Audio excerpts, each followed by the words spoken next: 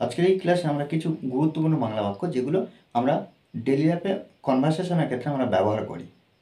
এগুলো কি করব না ইংলিশে এবার থেকে আমরা বলবো। দেখো এখানে বাক্যগুলো কি, সে এইমাত্র বাইরে গিয়েছে, আমরা ম্যাচটা জিতেছি, পেট্রোলের দাম বেড়েছে, আমি তাজমহল দেখেছি, সে সাপটা মেরেছে, তুমি কি ছবিটা দেখেছো। আবার প্রশ্নমূলক বাক্য একটা আছে।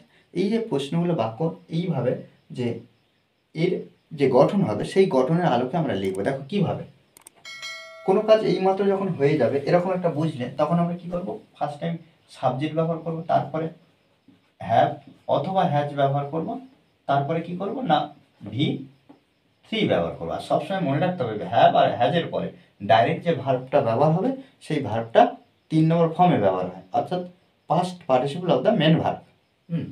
তারপরে আমরা কি করব না অবজেক্ট বা আদার্স ভার্ব আমরা এখানে লিখতে পারি এভাবে। তাহলে কি, সে এইমাত্র বাইরে গিয়েছে, দেখো সে হি ব্যবহার করতে পারে অথবা সি ব্যবহার করতে পারে। দেখো গিয়েছে সে, তাহলে এই যে গিয়েছে এই মাত্র, এই যে এটা হলো অ্যাডভার্ব। এই যে অ্যাডভার্বটা আমরা ভার্বের আগে লিখতে পারি, তাহলে he has just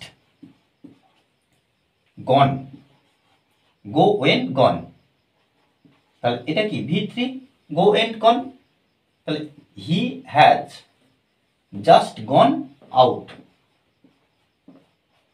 okay, he has just gone out, সে এইমাত্র বাইরে গিয়েছে। আমরা ম্যাচটা জিতেছি, তাহলে দেখো আমরা আমরা জিতেছি, তাহলে আমরা হ্যাভেজের মধ্যে যে কোনো একটা ব্যবহার করব, হ্যাভ ব্যবহার করব। We have won the match. Okay, we have won the match, আমরা ম্যাচটা জিতেছি। পেট্রোলের দাম বেড়েছে, পেট্রোলের দাম বেড়েছে, তাহলে এখানে দেখো এই যে পেট্রোলের দাম এটা কিন্তু টোটাল সাবজেক্ট। দেখো দুটো বিষয়ের মধ্যে র দিয়ে যুক্ত আছে, যখন এই রকম পজিশনে থাকবে তখন আমরা কি করব, রর জন্য আমরা অফ ব্যবহার করছি, আর এই যে দামটা প্রথমে নিয়ে চলে আসবো, তারপরে পেট্রোল ব্যবহার করব। তাহলে কি লিখব, the price of petrol. The price of petrol বেড়েছে, তাহলে এখানে আমরা এই যে এই সাবজেক্টের আলোকে কি করব, হ্যাভ হ্যাজ মধ্যে যখন একটা ব্যবহার করব, হ্যাজ বেড়েছে, তাহলে বেড়েছে ইংরেজি কি গন আপ, গন আপ, গন আপ মানে কি বেড়ে যাওয়া। ওকে, আর এখানে দেখো গো ভার্বের এটা 3 নম্বর ফর্ম করেছে, এটা কিন্তু একটা গ্রুপ ভার্ব বা ফ্রেজাল ভার্ব। আমি তাজমহল দেখেছি, তাহলে দেখো আই হ্যাভ, সি থেকে কি করবে, see saw seen, I have seen the Taj Mahal. Okay, সে সাপটা মেরেছে, তাহলে সে মেরেছে, হি হ্যাজ কিল্ড, KILLED, এটাই হলো ভি3, killed the snake.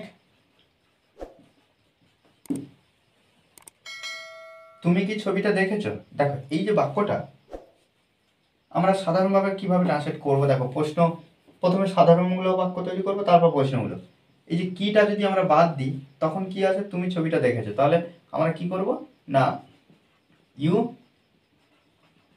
Have seen the picture, এই বাক্যটা হয়ে যায় you have seen the picture. যদি প্রশ্নমূলক হয় তখন আমরা কি করব না have you seen the picture, তখন জিজ্ঞাসা চিহ্ন দেবো, তাহলে have you seen the picture, তুমি কি ছবিটা দেখেছো, তাহলে have you seen the picture, তুমি কি ছবিটা দেখেছো।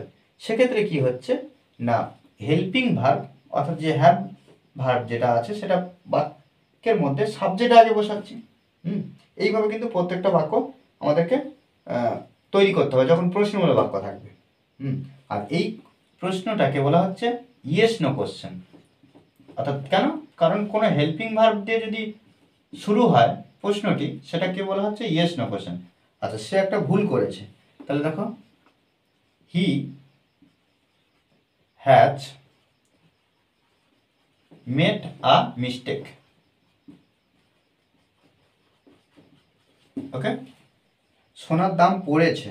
দেখো এখানে এই যে সোনার দাম, পেট্রোলের মতন পেট্রোলের দাম র দিয়ে যুক্ত আছে, এখানে দেখো সোনার দাম। একইভাবে আমরা কি করব, দা, এখানে দাম মানে কি? Price.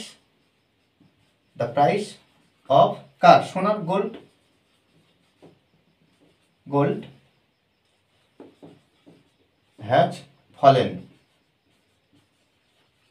Okay, the price of gold has fallen, অর্থাৎ কি? কার দাম? সোনার দাম হ্যাজ ফলেন, পড়েছে। দেখো এইভাবে কিন্তু আমাদের এই বাক্যগুলো আমাদের ট্রান্সলেট করতে হবে সুন্দরভাবে, আমাদেরকে বুঝতে হবে। আর এই ক্লাসটি যদি ভালো লাগে অবশ্যই লাইক কমেন্ট শেয়ার। আর যারা এখনো পর্যন্ত এই চ্যানেলটি সাবস্ক্রাইব করেননি তারা অবশ্যই চ্যানেলটি সাবস্ক্রাইব করে পাশে থাকবেন। Okay, thanks for watching this video.